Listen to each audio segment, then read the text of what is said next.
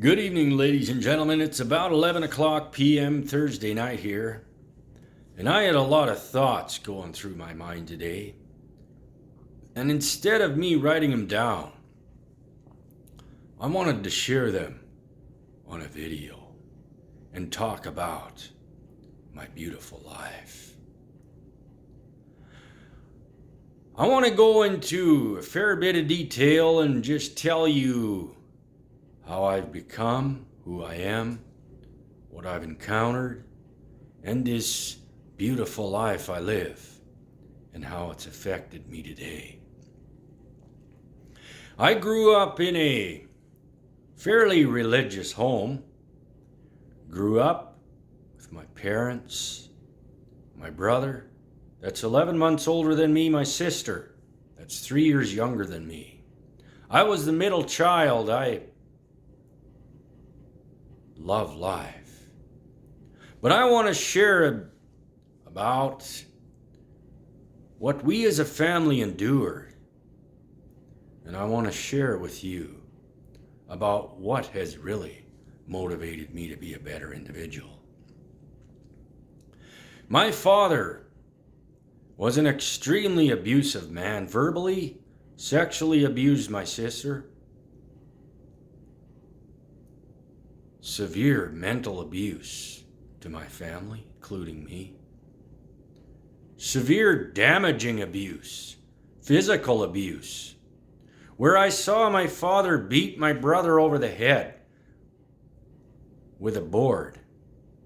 And that was his way of trying to terrify us into his authority that we must believe in. And during all this time, while my father was sexually abusing my sister, while he was raping my mom, while he was beating me and my brother, he belonged to an organization of a church group. And he would go to church Sunday morning, have a hellfire introduction or message here, and talk about the way of heaven and the way of hell. And then during this time, we would go home.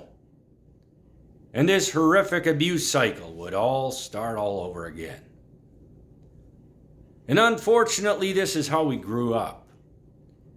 We grew up knowing we would never talk about what we had witnessed in our home. We grew up knowing that we would never discuss what I saw my father doing to my sister, because I witnessed it 3 different times.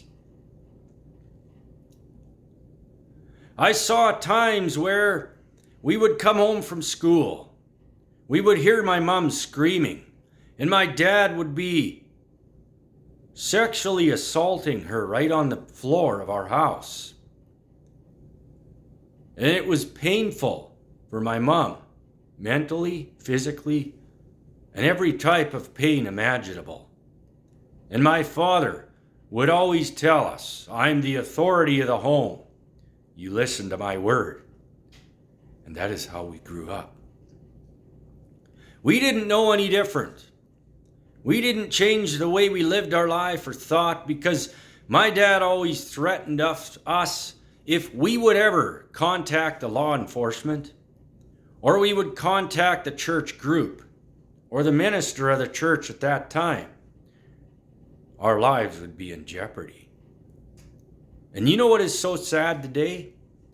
I can say this with forgiveness in my heart, because I truly have forgiven. But we would go to church people in our church. We would share, "My dad is sexually abusing my sister. We need help. My dad is beating us. We don't know what to do anymore. We need help." We would tell the church leaders.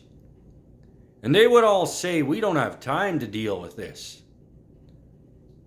We can't take this load of burden on."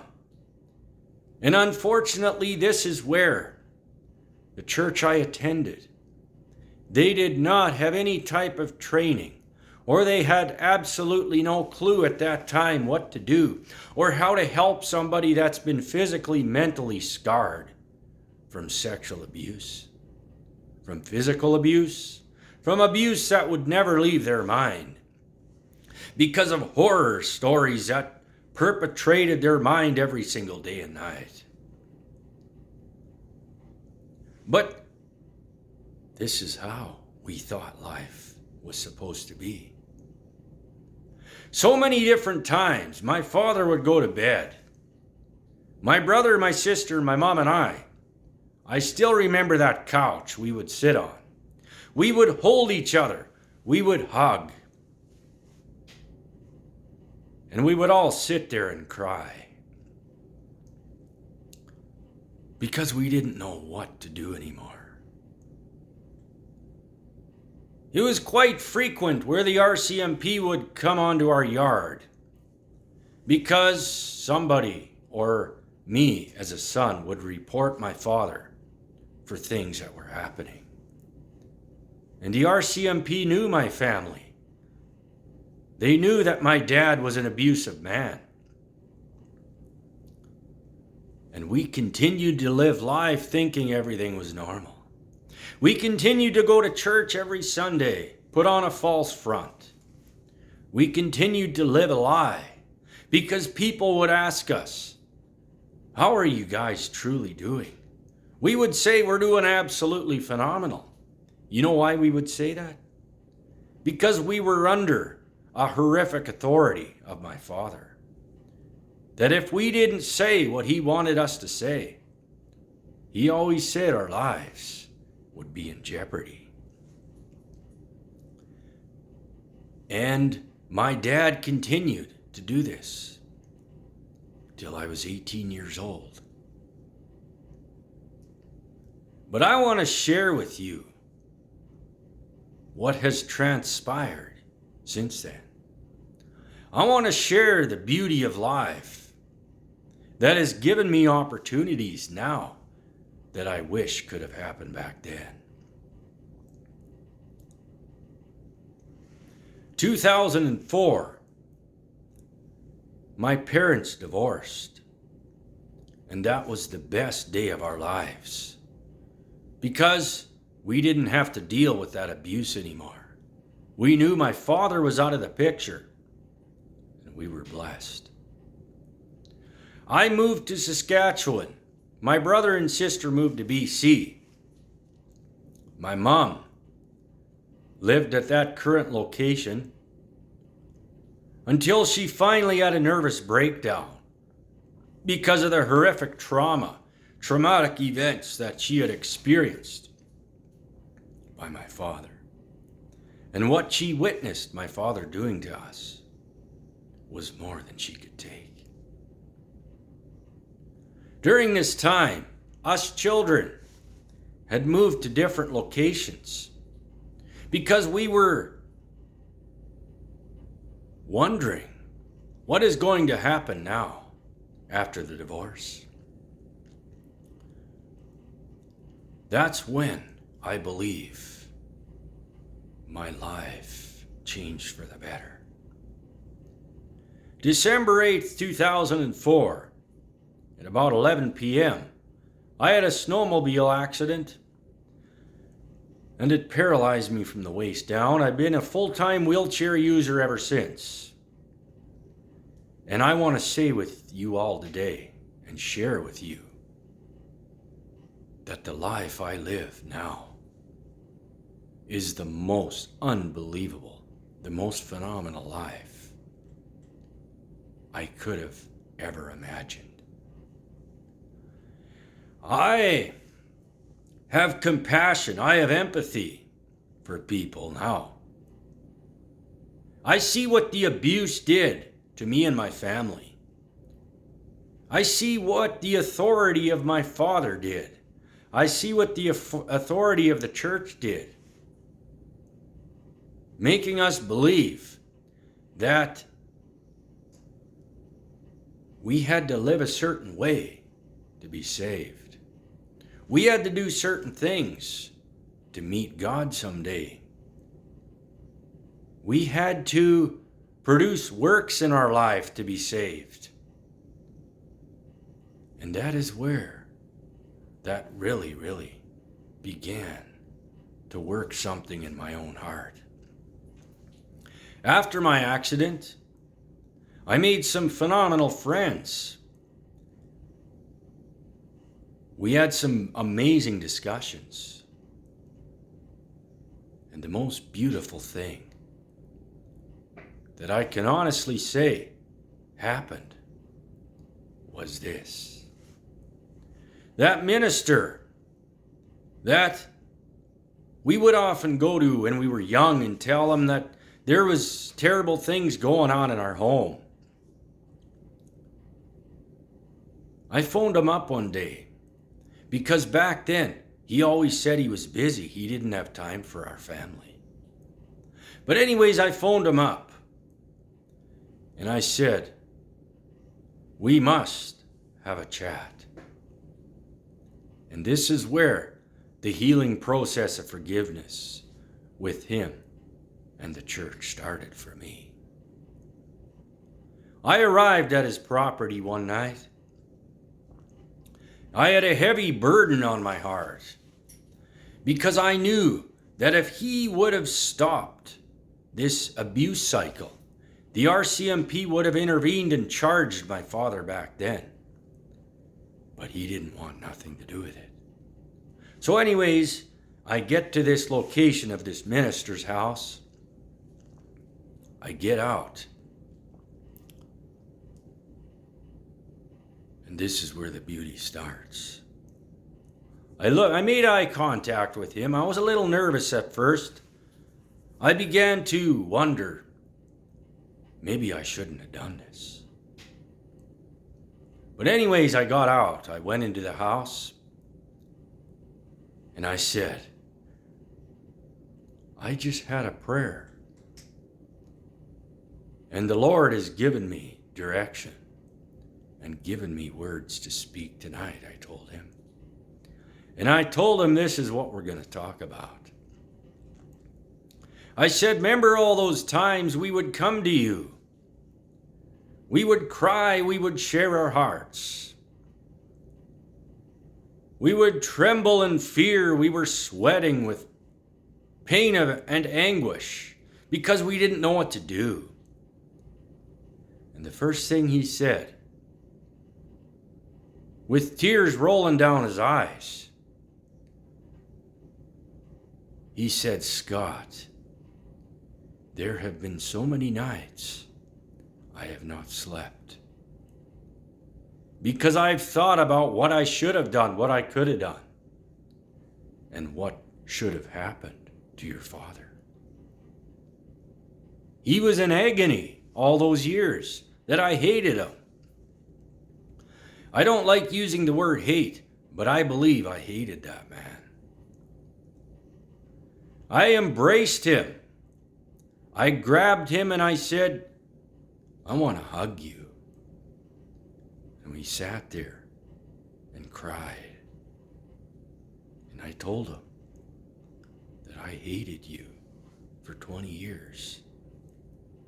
We cried even more. And the Lord has given me a forgiveness because I felt I hated this man for too long and it was overruling my mind.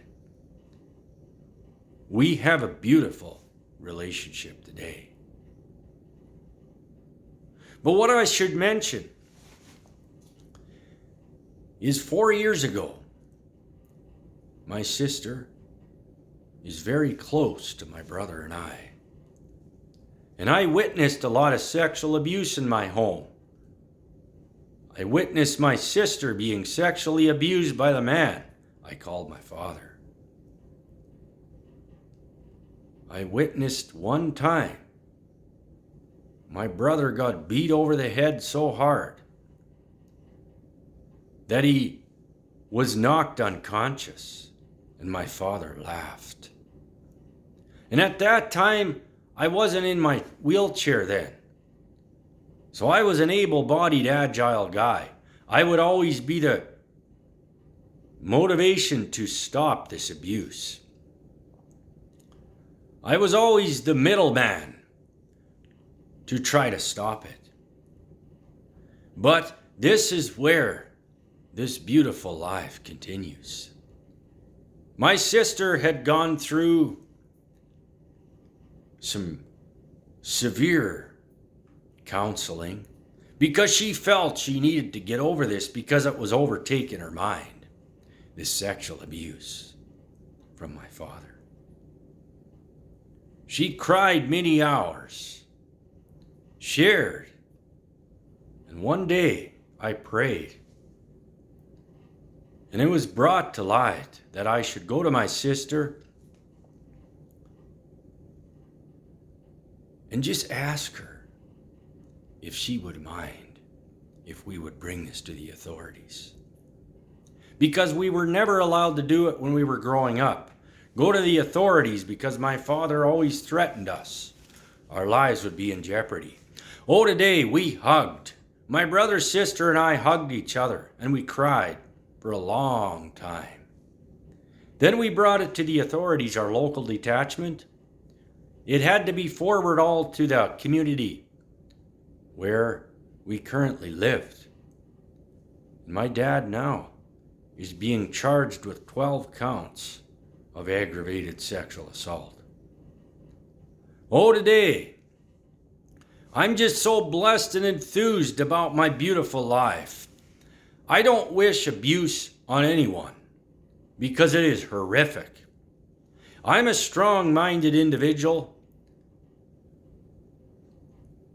and I believe I was never abused like my family was, because my dad was often threatened by me because I would always threaten to call the cops. But oh, today, it's now been in the court system for quite some time. And what I find so unbelievable is the authority of my father. The man that used to say he was our father, he now cowers in court. I represent my family every court case. My family doesn't go. It's too hard on them. They don't want to see the man who abused them.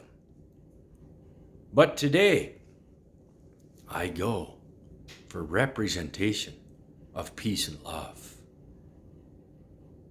as a mediator between my family, God, and I. It is such a beautiful feeling to be able to see the man in court. Maybe this sounds weird, but it's a beautiful feeling to see him there with cops around him.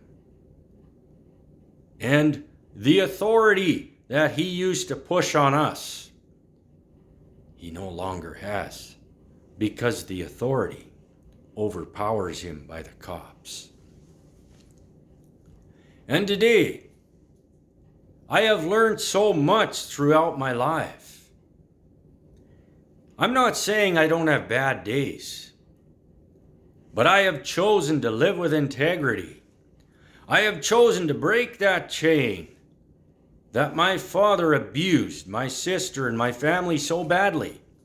My brother and I have cried many times and said we will never even think about doing anything my father ever conducted in his way of life. And during this all, though, it made me realize that you must be authentic one with another. You must be authentic with yourself, myself, and you must choose to have a peace that Jesus Christ gives us every single day. But oh, one last thing I wanted to share too was in this church organization that I grew up in. Like I've mentioned before, we had to produce works. We had to look good on the outside. We had to have a beard. We had to have long hair to be saved. That's how we grew up. So I began to question that authority a bit with my own church leaders. I asked them one day, can you give me any verse in the Bible that tells me I'm going to hell for living a life filled with peace and joy, long-suffering? And I also asked them, can you show me anywhere where it says if I look different, or if I cut my beard or shave my hair, where that has anything to do with salvation? They had nothing to say. And I want to share with you today the openness I have with my own life, my family, and my friends is just beautiful.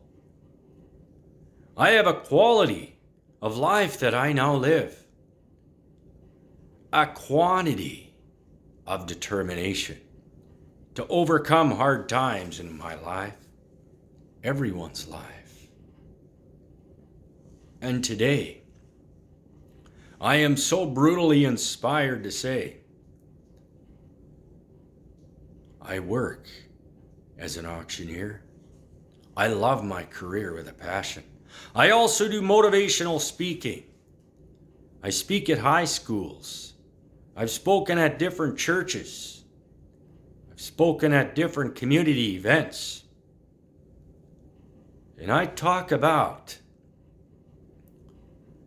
the amazing life we can live when I simply can have forgiveness and can use that forgiveness to give me a power to overcome any type of negativity from my past. I also always say that I can be a powerhouse in my own mind with huge amount of inspiration because I'm not under that authority from that abuse. My authority now is Jesus Christ and Jesus Christ only. I love you all. I just wanted to share a little bit about my life and about the hard times that have made me into somebody that I would never have become if it wasn't for that abuse I had experienced or witnessed as a child. Thank you. I love you all sincerely and dearly. God bless you all, and thank you for being my friend.